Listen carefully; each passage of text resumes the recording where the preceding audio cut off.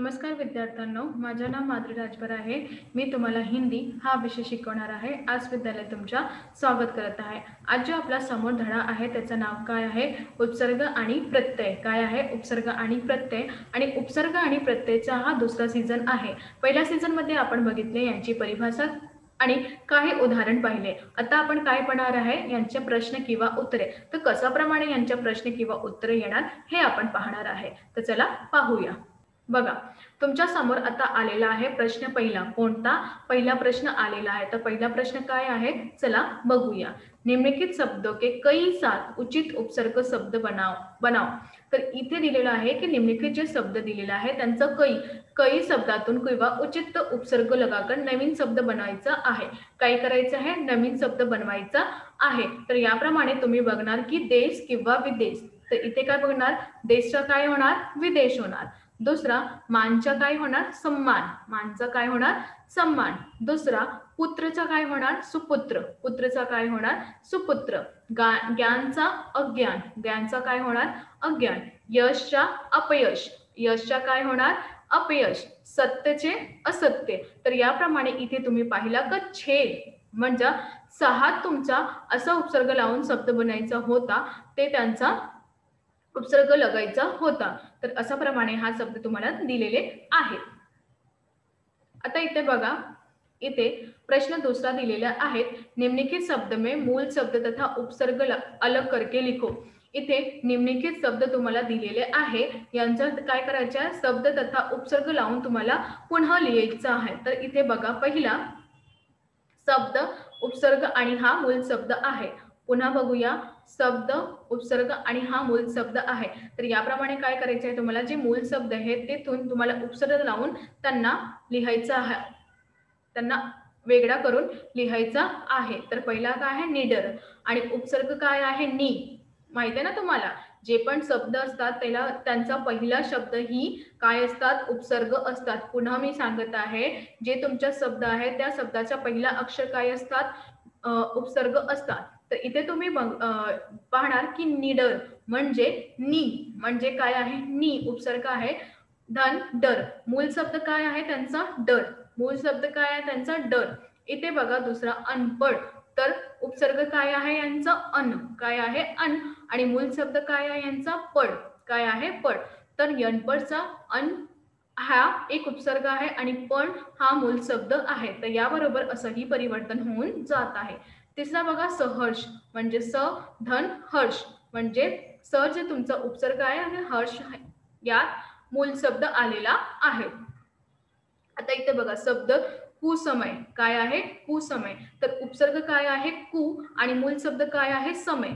उपसर्ग काय आहे तुमचा? कु आणि मूल शब्द काय आहे? समय। तर याप्रमाणे कु तुमचा उपसर्ग आहे, मूल शब्द समय आहे।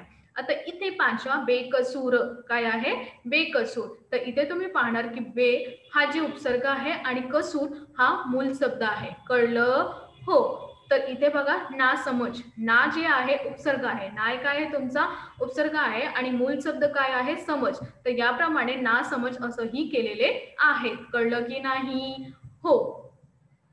इथे बघा, प्रश्न तीसरा, निम्नलिखित उपसर्ग और प्रत्यय को जोड़कर नए शब्द बनाओ। आता तुम्हाला काय करायचं? प्रश्न तिसरावर निम्नलिखित जे उपसर्ग आहे त्याला प्रत्यय जोडून नवीन शब्द बनवायचा आहे। बघा, प्र, तर प्रचा नवीन शब्द काय बनणार? प्रबल।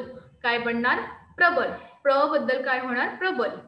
अव म्हणजे अवगुण। अव का काय होणार? अवगुण।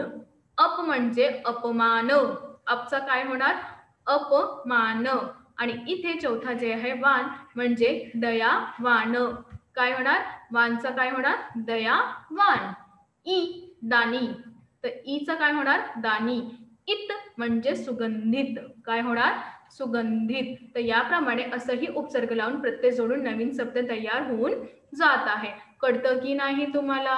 लवकरच लवकर सांगा। कळलं? छान। तर अजून बघूया। बघा, इथे प्रश्न चौथा आहे तुमचा, निम्नलिखित शब्दों में मूल शब्द तथा प्रत्यय अलग करके लिखो। तर इथे तुम्हाला काय करायचे आहे? निम्नलिखित जे शब्द तुम्हाला दिलेले आहे त्यांच्या मूल शब्द किंवा प्रत्यय वेगवेगळा करायचा आहे। कळलं? मूल शब्द किंवा प्रत्यय वेगवेगळा करायचा आहे. तर चला बघूया. तर पहिला काय शब्द बघा, वीरता. पहिला काय, हे शब्द आहे आणि हा मूल शब्द आहे आणि हा उपसर्ग आहे. तर पहिला कोणता आहे, वीरता. तर वीरताचा वीर, मूल शब्द काय वीर आणि उपसर्ग काय आहे ता. तर वीर धनता.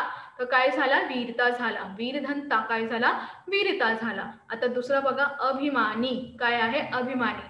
अभिमान धन ई. तर अभिमानी ई जोडून जात आहे, उपसर्ग मध्ये ई जोडून जात आहे, तर हा वेगळे आहे. दयालू. दयाधन आलू. काय आहे, दयाधन आलू.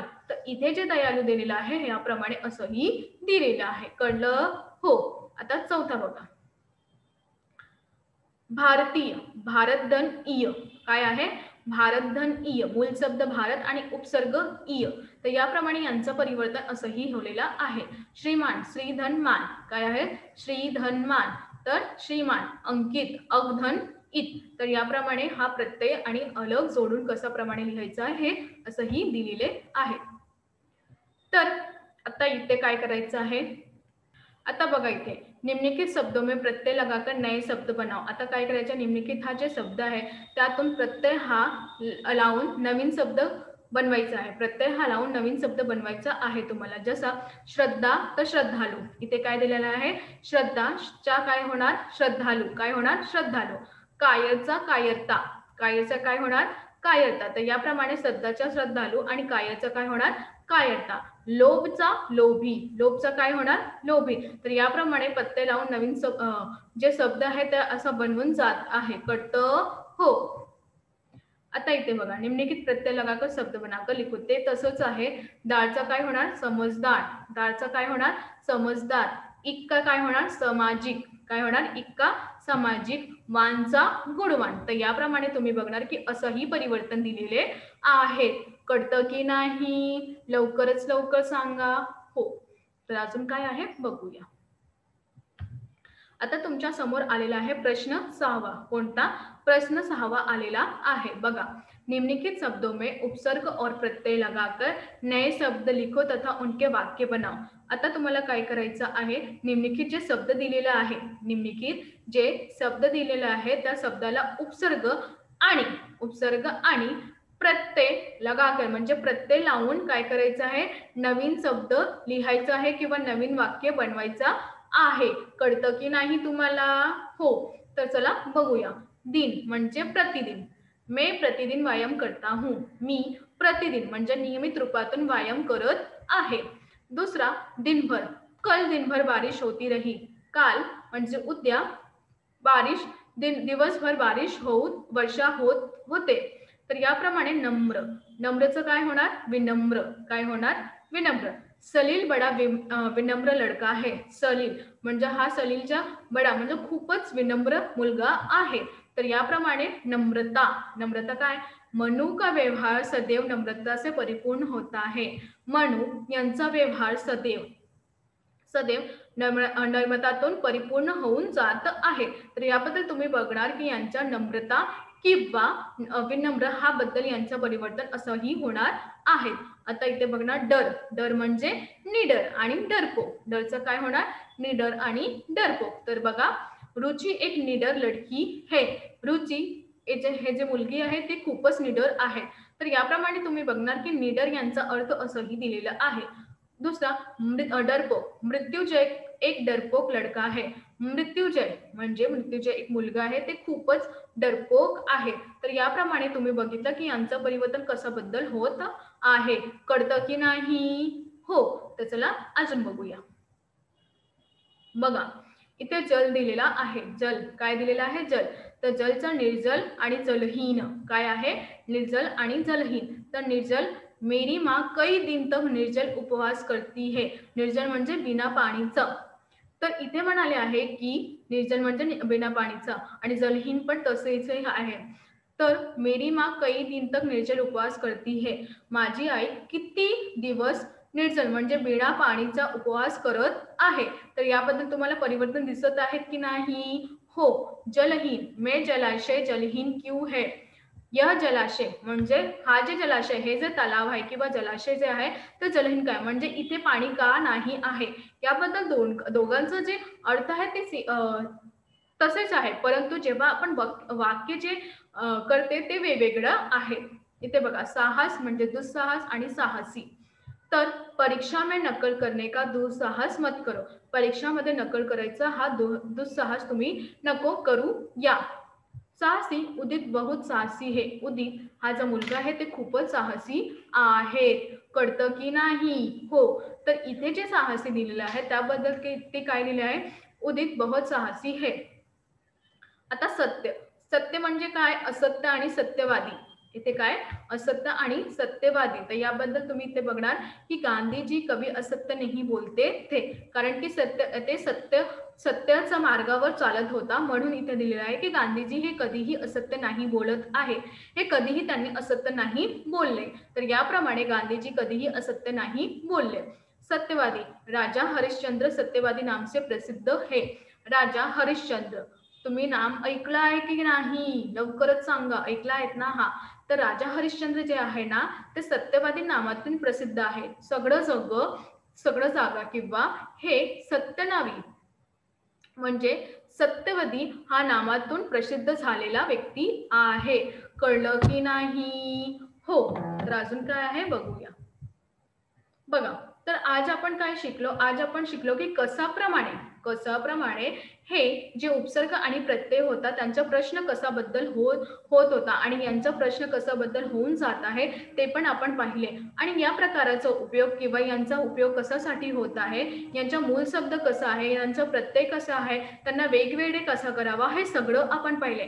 या नियमित रूपातून आपण पाहिले की कशाप्रमाणे त्यांचा शब्द एकमेकाशी जोडून जात आहे किंवा एकमेकाशी वेगळा करत आहे. तर हा जे एकमेकाशी वेगळा करत आहे तर याबद्दल आपल्याला कसं शिकायचा किंवा आपल्याला कसं असं ठरवायचा की यांचा प्रश्न कशासाठी येणार किंवा यांचा उपयोग कशासाठी होणार. तर याबद्दल आपण असं पाहणार की यांचा उपयोग किंवा यांच्या प्रश्नाचा हे वेगवेगळा कशाप्रमाणे होऊन जात आहे.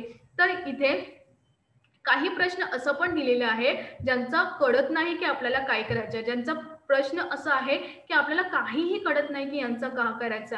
पण इथे हा नंतर आपण खूपच नेहमीप्रमाणे तुम्ही त्यांचा नीट प्रमाणे ते ऐकून घ्या. जेव्हा तुम्ही ऐकणार तेव्हाही तुम्हाला कळणार. तर हा माझा एक मोठा प्रश्न आहे की तुम्हाला हे सगळं कुठून भेटत आहे? तुम्ही कधी विचार करत आहे का? हो, हा सगळं तुम्हाला आज विद्यालय बरोबर भेटत आहे, ज्यांचं नाव आहे एनी टाइम एनीवर स्कूल. म्हणजे कुठेही तुम्हाला हा स्कूलचा शोध करायचा नाही. हे स्कूल तुम्हाला कुठेही भेटणार, कारण की हा ऑनलाईन विद्यालय आहे. काय आहे? ऑनलाईन विद्यालय आहे. त्याबद्दल तुम्हाला कुठेही बसून तुम्ही कुठेही फिरताना जाणार, कुठेही जावा, तुम्हाला कुठे पण बसून तुम्हाला अभ्यास करायचा आहे. तुम्ही घेऊन जा, मोबाईल तुम्ही घेऊन जा आणि तिथे तुम्ही शांतताप्रमाणे हा ऐकून घ्या. असं नाही आहे की जसं की तुम्ही कुठेतरी चालत होता फिरायला, तर काय माझ्या 2 दिवस झाला सुट्टी झाली, 3 दिवस झाल्या सुट्टी, हा आपण विचार करत होता. पण इथे जेव्हा जे आश विद्यालय आहे त्याबरोबर तुम्हाला असं कधीही भेटत नाही आणि तुमचा कधीही अभ्यास तुम्ही विसरू नाही शकत आहे. कारण की इथे तुम्हाला सगळं व्यवस्थित प्रमाणात ही भेटलेले आहे. इथे वेगवेगळ्या विषयानुसार वेगवेगळ्या शिक्षिका तुम्हाला भेटलेल्या आहे आणि त्या शिक्षिकाचा तुम्हाला किती प्रयत्न करते तुम्हाला शिकण्यासाठी आणि तुम्हाला खूपच प्रेमाप्रमाणे ते अभ्यास करत आहे. हा सगळं जे तुम्हाला कुठे भेटत आहे हे तुम्ही करता ना आज विद्यालय बरोबर, तर तुम्ही त्यांचा मार्ग जे तुम्हाला ते देणार आहे किंवा हे सगळं देत आहे. तर हा प्रमाणे तुम्ही आज सर्वश्रेष्ठ मोठी गोष्ट आहे की आजच खूपच लोक काय करत आहे की व्हिडिओबद्दलही अभ्यास करत आहे. तुमच्यासाठी हे खूपच चांगले प्रमाण आहे. कारण की इथे जे कोविड चाललेलं आहे, कोविडबद्दल कोणीही बाहेर नाही जात आहे. हा जे महामारी भेटलेली आहे आपल्या समोर, तर हा महामारीचा आपल्याला कसं करायचा सामना करायचा. तर याबद्दलही आपण ही आस विद्यालय बरोबर पण तसेच करायचं आहे की यांचा जे आपल्याला अवसर भेटलेला आहे, आस विद्यालय बरोबर आपल्याला जे अवसर भेटलेला आहे त्या अवसराचा आपल्याला खूपच चांगली प्रमाणे त्यांचा भास घ्यायचा आहे आणि त्यातून आपल्याला कसं करायचं हे तुम्हाला कळून जात आहे. कारण की हा सगळं जो गोष्टी आहे ते कोणासाठी आहे? हे तुमच्यासाठीही आहे. हे सगळं व्यवस्थित नीट प्रमाणे कोणाला देत आहे? तुम्हालाही देत आहे. तर याप्रमाणे तुम्ही हा जे आस विद्यालय आहे यांचा जे मार्ग तुम्हाला देत आहे त्यांच्या मार्गावर चढा आणि खूपच मागे होऊन जा. याप्रमाणे तुम्हाला काही नाही, असं काही नाही की एका विषयी शिकणार, तुम्ही वेगवेगळ्या विषयी इथे शिकणार आहे आणि वेगवेगळ्या शिक्षकासमोर तुम्ही बसून हा सगळं ऐकणार आहे. तर याप्रमाणे तुम्हाला यांचा जे मार्ग तुम्हाला देत आहे त्या मार्गाचा शोध करा आणि मागे खूपच आगे जाऊन या, तरीही तुम्हाला हे सगळं व्यवस्थित नीटप्रमाणे येणार. धन्यवाद.